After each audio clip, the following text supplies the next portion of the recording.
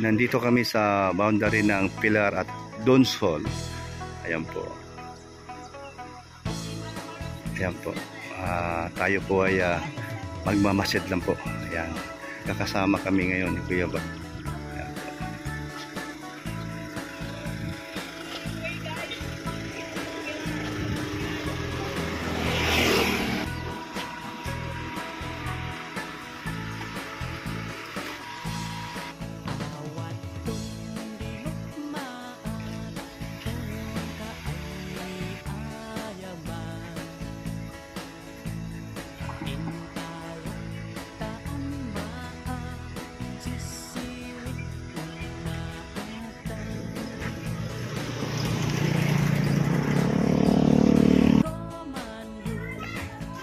Sama-sama ulit kami.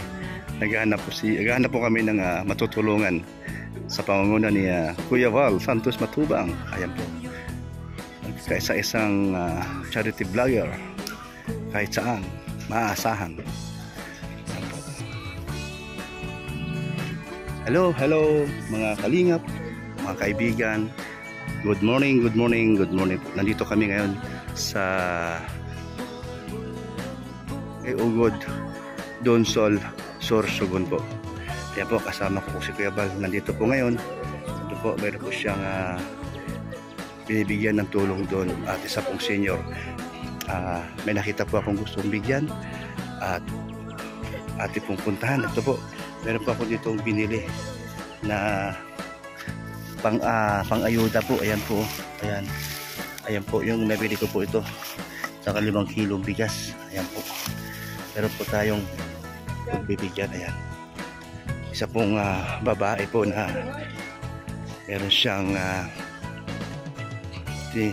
meron po siyang tinitindang ito pong sako-sako na maliliit na Ayan po. Pinagmamasdan ko po siya. Ito po binibinta po niya to kasi po panggatong po to sa sa yung maliit na kalan tawagin na yan. At nakita ko po ang hirap ng buhay nila kasi kanina nakita kita kanina dyan na nagagawa.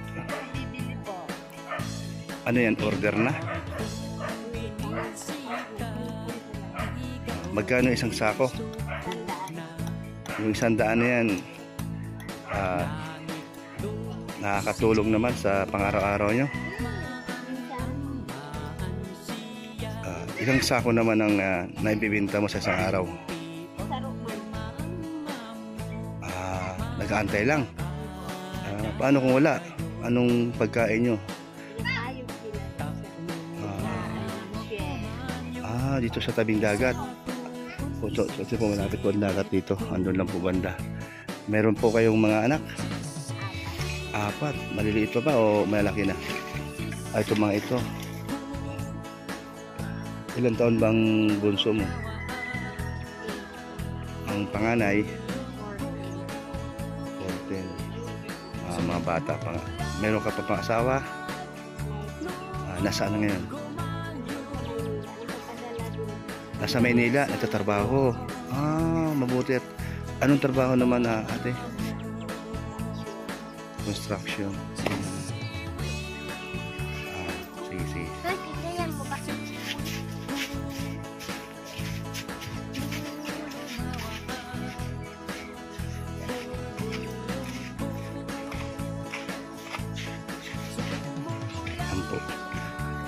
Sinamahan natin sa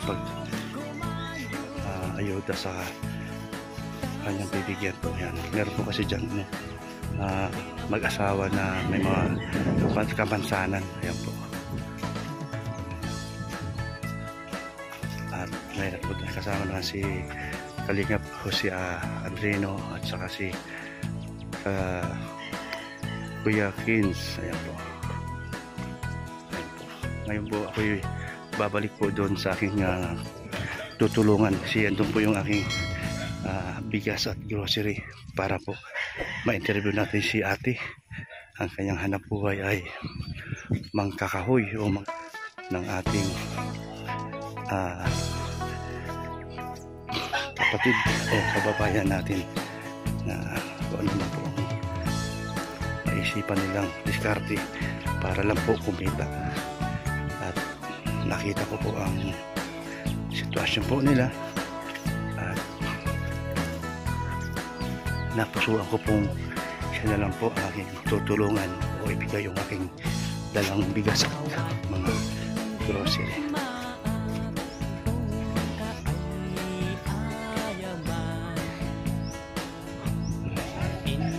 Dito po banda ito. Dito banda. Ayan po. Salamat sa kay Ma'am Ista. Nakapag-share po tayo sa kanyang mga binigay na blessing po sa atin. At siyempre po, yung asawa mo nasa Maynila, ano pong trabaho niya doon?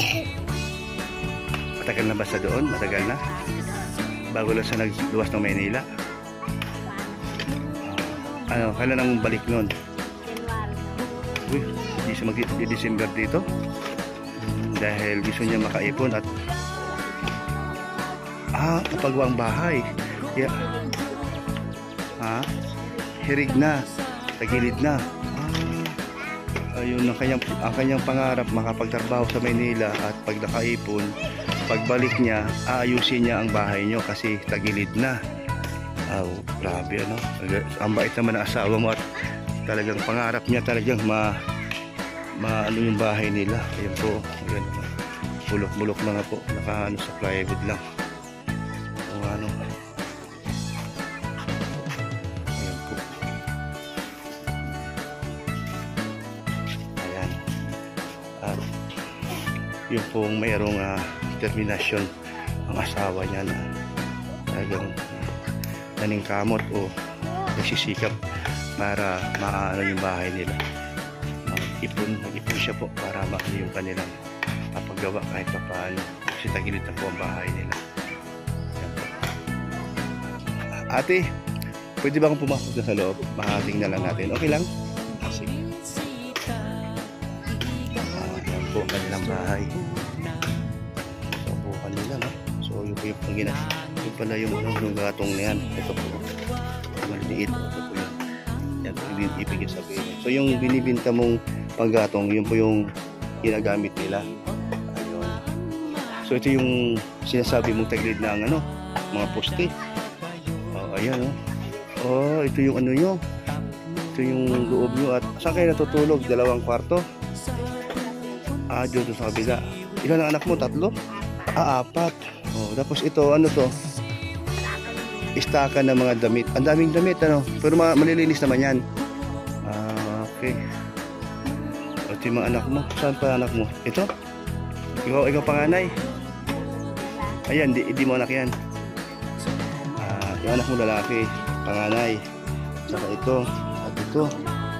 So turuan mo sila maglinis sa loob ng bahay para kahit ang inyong bahay ganitong sitwasyon, pero ang loob ng bahay dapat malinis ate.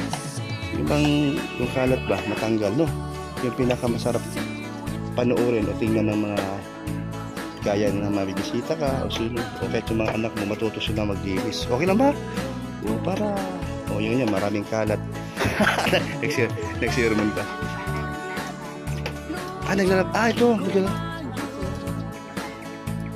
Ito.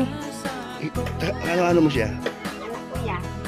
Ay, anak mo pala yan. Mayroon ka bang talent? Kumakanta ka? Ay, hindi. Okay. So, ang panganay mo, ayun ang panganay mo rin. Ano ba? Panganay siya. Ito yung pangalawa. Tapos itong dalawa. Isa lang ang babae. Ayan. So, kamusta man ang buhay nyo ni? Ano pangalan mo ni?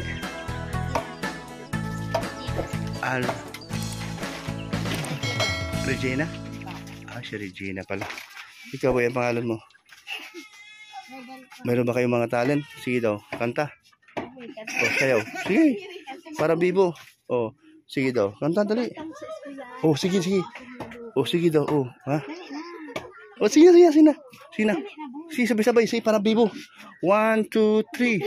1, 2, 3. Sige na. Kaya mo yan. Huwag ka mahiya. Sige, subukan natin. 1, 2, 3. Asawa ni Mare.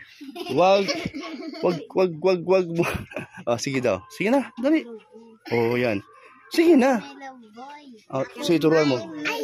Oh, yan, oh, yan, oh, sige. Oh, sabay ka dalawa.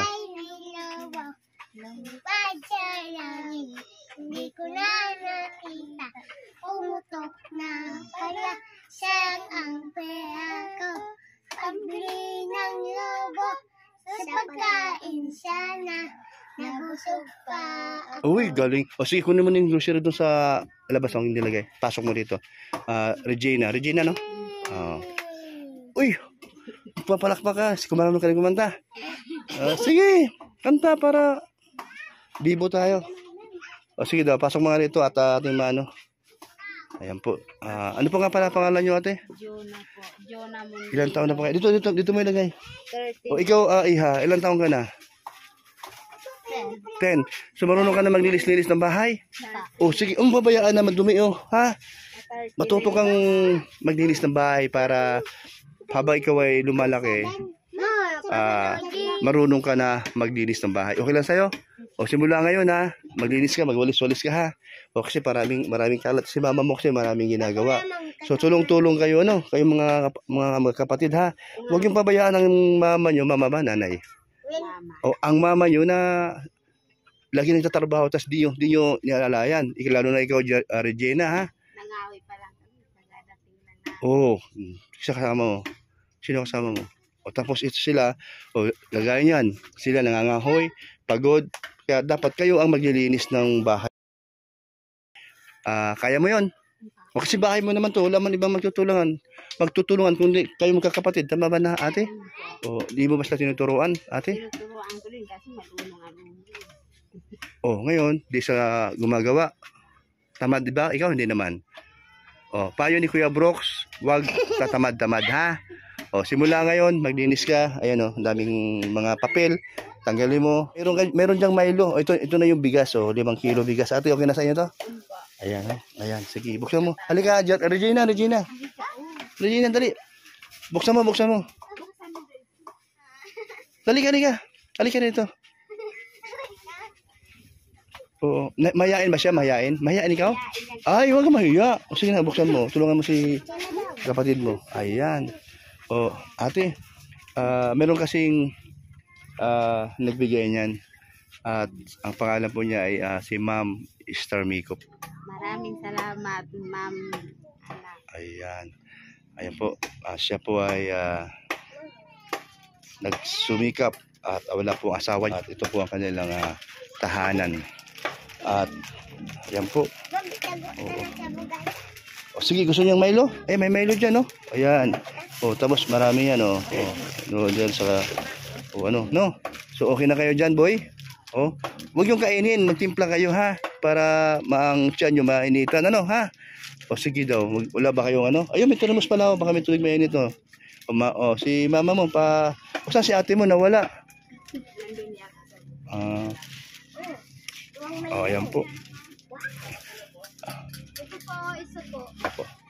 Ay, alis na tayo? Alis na? Sa cellphone ko. Hawakan mo na. Ayan po. Ayan na. Okay na. Ayan. Salamat po. At ito po, nabigyan po natin ng tulong.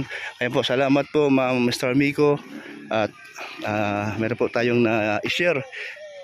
At ang ati pong kababayan po, hirap po din po ng buhay nila. Thank you po, bye-bye po, at God bless po sa inyo. Ano siya? Pagi, wow! Wala ibang plastic pa para dubli, kasi dublihan mo para sigurado, hindi siya mangangamoy sa loob. Okay.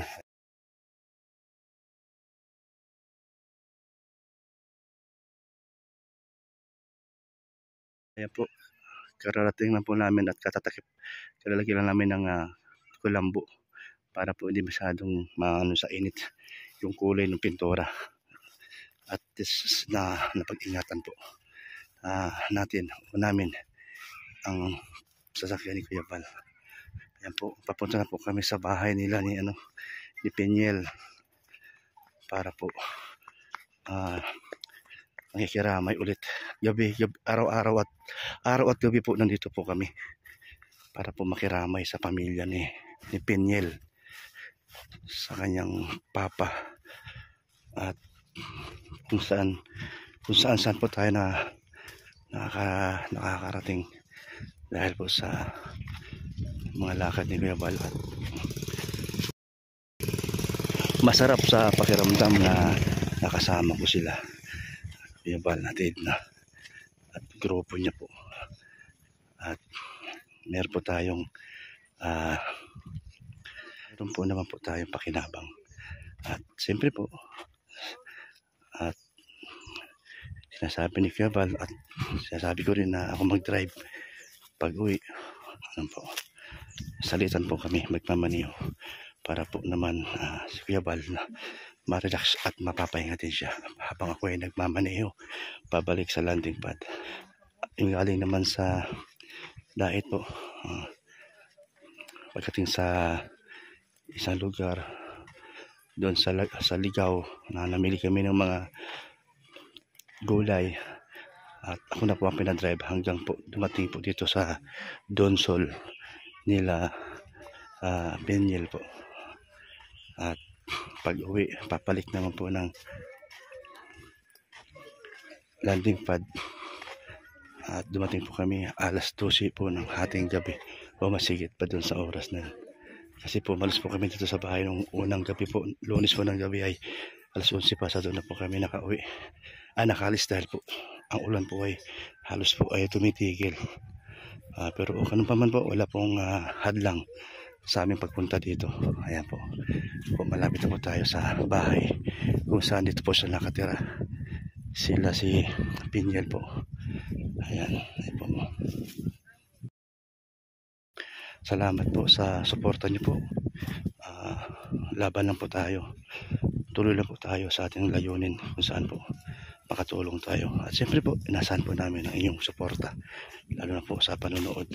No skip ads po, para po tayo may mas marami pa matutulungan. Ayan, ayan po.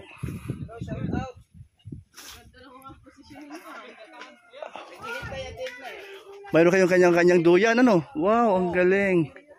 Opo, ayan po si Mara. Ayan, Mara. Ayan po. Uy, ikaw nga pala, ang pangalan mo? Rebecca. Si Rebecca. Okay, akala ko si Pinyel ay. Kasi magkamukha sila ni ayan po. Ayan po. Ayan. Thank you, bye-bye. God bless po. Ayan po. Shout out po sa lahat. Shout out po sa inyong lahat, mga kalingap. Thank you po. Bye-bye.